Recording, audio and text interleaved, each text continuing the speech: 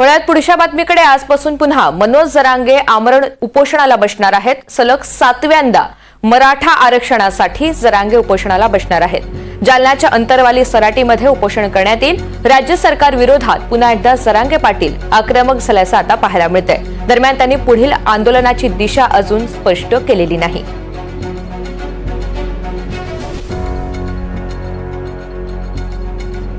प्रतिनिधी लक्ष्मण सोळंके आपल्याला या सगळ्या संदर्भात अधिकची माहिती देतील। लक्ष्मण, आजपासून पुन्हा एकदा मनोज जरांगे पाटील हे आमरण उपोषणाला बसणार आहेत। त्यांच्या प्रमुख नेमक्या मागण्या काय आहेत?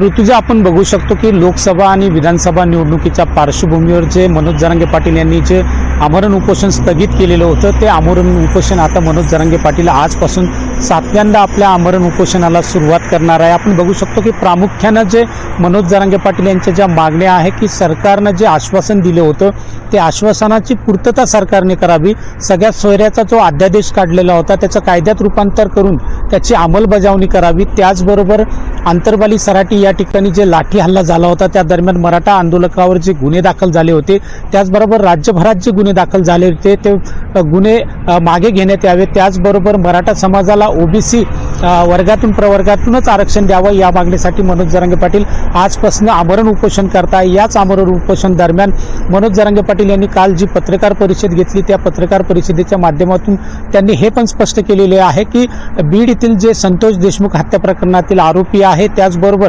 परभणीतील ज्या पोलीस कोठडीमध्ये सोमनाथ सूर्यवंशी यांचा मृत्यू झाला त्या प्रकरणावरचे मुद्दे सुद्धा मनोज जरांगे पाटील या आमरण उपोषणाच्या माध्यमातून या समोर आणणार आहे आणि या दोषीवर कारवाई करावी अशी मागणी मनोज जरांगे पाटलांची असणार आहे। आपण बघू शकतो की देवेंद्र फडणवीस हे उपमुख्यमंत्री असताना मागच्या जे 6 आंदोलन झाले या 6 आंदोलनामधून मराठा आरक्षणाचा विरोधी मनोज जरांगे पाटील यांनी देवेंद्र फडणवीस यांना ठरवलेलं होतं। मात्र आता आपण बघू शकतो की राज्यात देवेंद्र फडणवीस यांच्या नेतृत्वाखाली राज्यात सरकार स्थापन झालेलं आहे आणि देवेंद्र फडणवीस स्वतः मुख्यमंत्री आहेत। त्यामुळे मनोज जरांगे पाटील आता देवेंद्र फडणवीस यांच्या विरुद्ध काय भूमिका घेतात किंवा त्यांच्या बाजूने काय, त्यांच्या विरोधात काय बोलतात हे पाहणं सुद्धा महत्त्वाचं ठरणार आहे ऋतुजा। कारण की 7व्यांदा जे आमरण उपोषण मनोज जरांगे पाटील या ठिकाणी सुरू करतायत, त्याचबरोबर त्यांनी या आमरण उपोषणात मराठा समाजाला सुद्धा आवाहन केलेलं आहे की ज्यांना शक्य असेल अशा लोकांनी या आमरण उपोषणात बसावं असे सुद्धा मनोज जरांगे पाटील यांनी आवाहन केलेलं आहे। त्यामुळे आपण